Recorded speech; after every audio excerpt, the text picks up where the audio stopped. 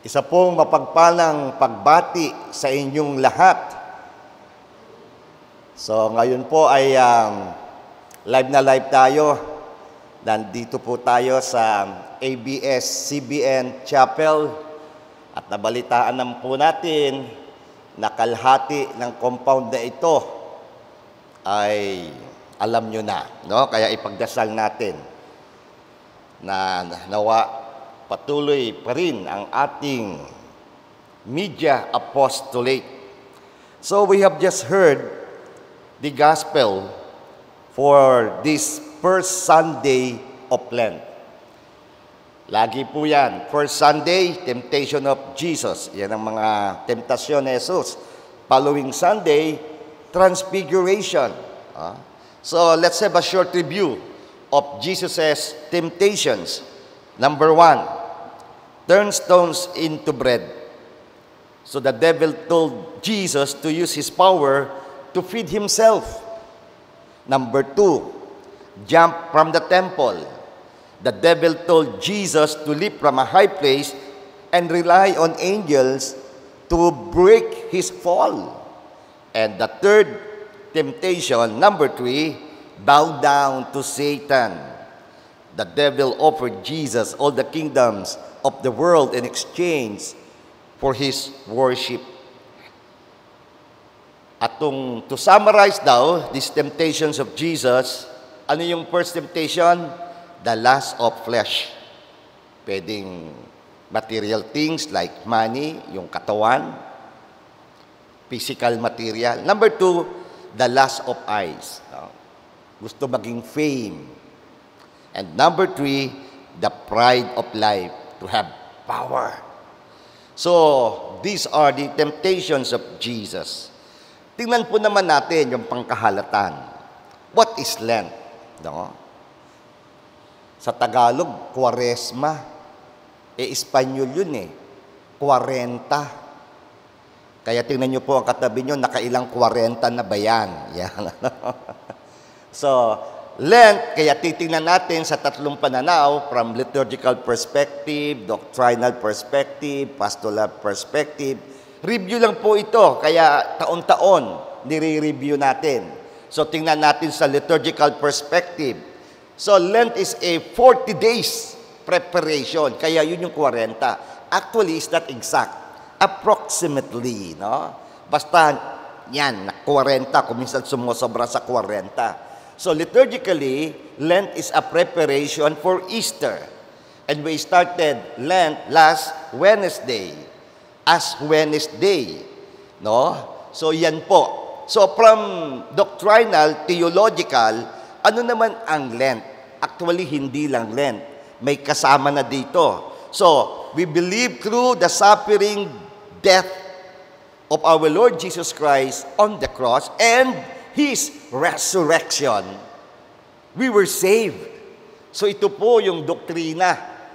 Dito tayo naniniwala sa paghihirap, kamatayan ni Jesus sa cross at kanyang muling pagkabuhay, tayo ay kanyang niligtas. Kaya pwede mo bang pakitapik ang iyong katabi? Sabihin mo, Gab, ligtas ka na. Yan, no?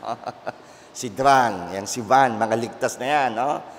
Si Michelle, ligtas na rin. Okay? Save ka na. Iniligtas na tayo ni Jesus.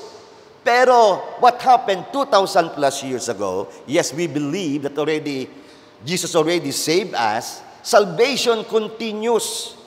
Patuloy pa rin ang pagliligtas. Kaya tingnan nyo ang inyong katabi. No? So, Tita Linda, tingnan mo, may katabi ka. Baka na yung Savior mo, katabi mo. Anong ibig sabihin mo? Baka yan na yung magbabayad ng utang mo. Ayan. O nga, pakisabi nga, pautang nga. Ayan, no? Tagabayad pala, no? So, ibig sabihin, patuloy pa rin, no? Dapat din tayong iligtas.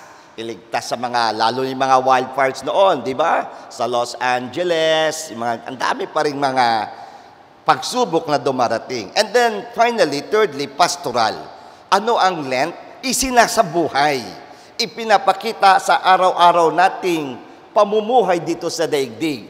Habang buhay pa, may mga pagsubok. Amen? Kaya nga tanungin uli ang katabi, ano bang pagsubok na dumarating sa buhay mo. Yan, ano? Hindi lang yan sa blood family, sa spiritual family, no? Pinagdadaanan din yan sa mga communities, mga charismatic groups, mga ME groups. Naku, pinagdadaanan natin yan. And in this Lenten season, ang sinasabi, there are disciplines. Sinong tutulong sa atin? Kaya nga, maganda ring tanungin, ano ba ang mga wilderness natin? No? Ano ba yung mga pinagdadaanan natin na tayo ay parang nasa ilang, hindi mo alam ang gawin, pwedeng love life, Kaya tanongin mo yung katabi mo rin dyan, musta love life mo? Yan, dami niyan, di ba? At yung mga lahat ng mga material na pinagdadaanan, ito daw makakatulong. There are 3 disciplines of Lent. Alam naman natin ito, pero masarap pa rin ulit-ulitin. Prayer, penance, almsgiving. So, himay-himayin po natin. Umpisahan natin sa prayer. Kaya ako'y natutuwa, what is prayer? Ang sinasabi natin, siyempre, it is our own way of talking to God. Yan. So, ang akin naman, ano ang panalangin? Ito ay isang ugnayan.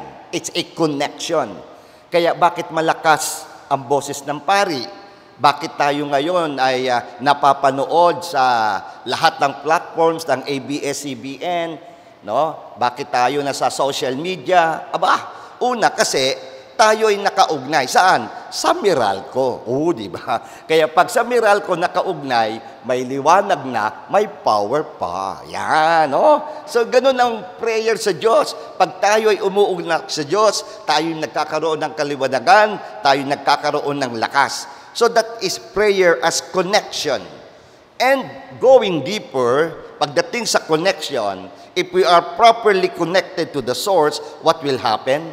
Miracles will happen. Kung dito nga sa Meralco, ang dami ng himalang nangyayari. May liwanag, may power. How much more if we are connected to God, to the source, to the giver, to the creator, to the savior, to the sanctifier. So miracles will happen. So, kaya tayo ay makipag-ugnay. Patuloy, mas malalim ngayong Kwaresma. Kaya nga ano ang sabi? Unlad. Ano ang unlad? Unahin natin lagi ang Diyos. Matthew 6 verse 33. Seek ye first God's kingdom and His righteousness, and everything will be added unto us. Amen. So that's number 1, prayer. Pangalawa, penance. Anong ibig sabihin? Magsisi. Aminin, madali tayong magalit, no? Madaling magselos, nakakagawa ng hindi maganda, naninirang puri, aminin, no? So, anong gagawin? Penance, magsisi, magbalik loob. So, ano ngayon yung penance? Kung ang prayer ay connection, ano ang penance, anong pagsisisi? Di balikan natin ng Meralco. Pag hindi ka nakabayad sa Meralco, anong mayroon? Disconnection. Disconnected ka. Bakit? Hindi ka nakabayad hindi lang naman yan sa Meralco. Hindi ko nasasabihin. Doon sa amin, sa probinsya namin. Pag hindi ka lang nakabayad doon sa internet, cut ka agad. Wala ka ng data. Ganun, So, anong gagawin mo? So, prayer, ugnayan. So, pwede tayong ma-disconnect ng sin. Kaya, prayer versus sin. If prayer is connection, sin is disconnection. Amen? Kaya si Mrs. nagalit kay Mr. Ano siya? Disconnected. Outside the kulambo. Yun, di ba? Nangyayari yan sa mag-asawa. So, anong kinakailangan? Penance, magsisi. Ano ngayon ang penance nga? Reconnection. Amen? Na wala ang connection, na disconnect, i-reconnect mo, magsisi, kaya magbayad ka ng reconnection fee. Yan. At sinapaalaala, magumpisal. At yun, sa pangungumpisal, muling na iuugnay. So, okay. Sabi natin, 3 disiplina, 3 disciplines. Tapos na ang prayer, connection. Tapos na ang penance, reconnection. Ano naman ang gagawin natin ngayon? Ito ngayon. Tingnan mo nga yung katabi mo, mabait ba yan? Yan. Tumutulong ba yan? Nagbibigay ba yan ng limos? Yun. Kaya yung pangatlo, almsgiving. nagbibigay ng limos. So ito yung pangatlo. Anong ibig sabihin ngayon ng pagbibigay ng limos? Kung ang prayer ay connection, ang penance ay reconnection, ang pagbibigay ng tulong, pagbibigay ng limos, ang almsgiving ay intense connection. So hindi lang ito pag uugnay, mas malalim na ugnayan. Ito ngayon ang kagandahan. Sa HELPC, alam nyo na po ito, no? Dr. Luz, yan. Andiyan yan sila, Sister Rose, Sister Faith, Sister Christy. Kasi ang ganda yung nagbibigay eh. Pag ikaw yung nagbigay, giving entails being emptied. Amen? Pag ikaw yung nagbigay, kung 20 pesos yung binigay mo, literally, yan na lang ang pera mo sa bulsa, di wala ka ng 20 pesos. That is giving. When we give, we are being emptied inside. Anong ibig sabihin yon? Pag to'y nagbigay, nawalan ka doon sa loob, that emptiness becomes a vacuum. Ano yung vacuum? May puwang.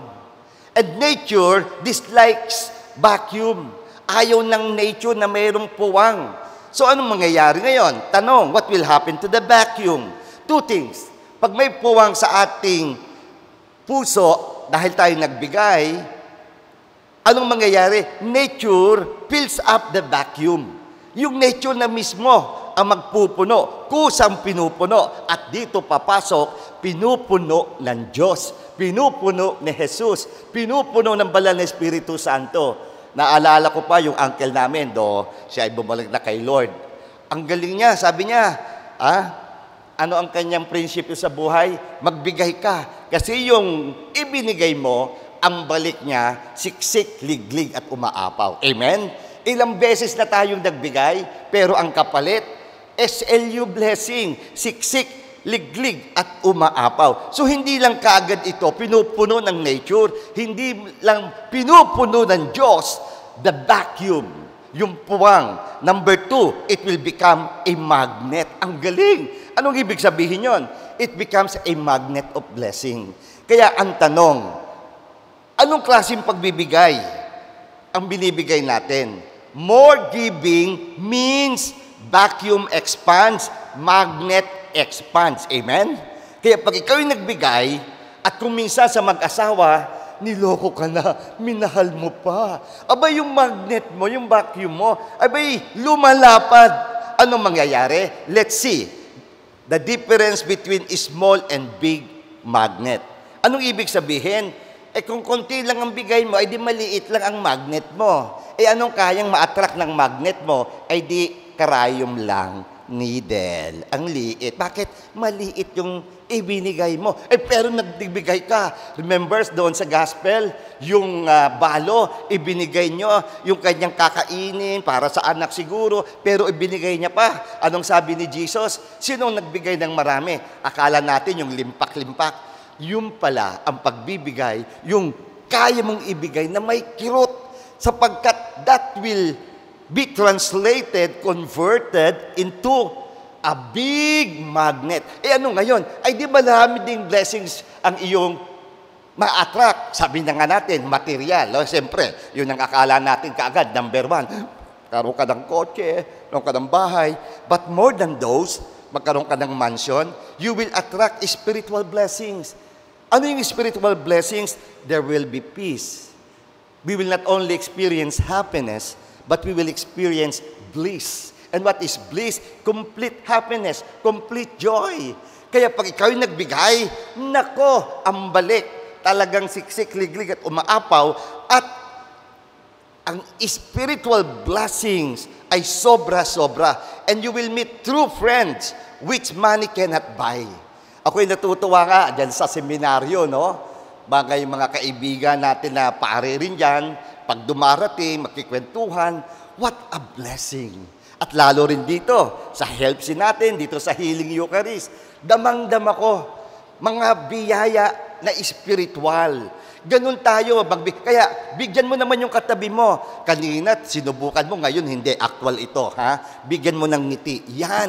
Ang pagbibigay, hindi lang pera, material. Bigyan mo ng ngiti. Bigyan mo ng affirmation. O, sabihin mo, ang cute-cute mo. Yan. Uy, ya, talaga naman.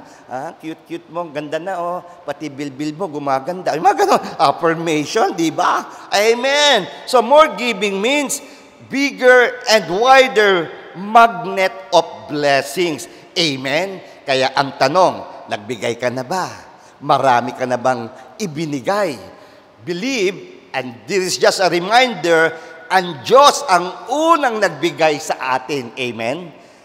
Anong ibig sabihin na to? Sige, langhapin ang hangin dito sa loob ng magandang chapel ng ABS-CBN. Libre pa rin yan. Pag pumunta ka sa mga hospital, yung hangin yan, nilagay sa bakal na bilog, mahal na yan. O, di ba? Ang daming yung mga araw and everything. So, ang Diyos ang unang nagbigay. Nagbigay siya ng buhay, nagbigay ng kaligtasan, at higit sa lahat, nagbigay na siya 2,000 plus years ago, nagbigay na ng buhay na walang hanggan. Ang ginagawa nating mga disiplina, ang ating pagdasal, ang pagsisisi, ang paglilimos, ang pagbibigay ay patungo sa buhay na walang hanggan. Anong sinabi noong Ash Wednesday? Remember man, remember woman, you are dust and to dust you shall return. Pinaganda na yan. Repent and believe the gospel. Pero sabi ko nga sa akin, short lang. Pag kayo'y nagpaabo sa akin, alam nyo na ang sasabihin ko, mamamatay ka rin, mamamatay ka rin. Ay bay, paala-ala lang. Amen? Our life here on earth is temporary. Jesus already prepared a place for us in heaven. Buhay na walang hanggan.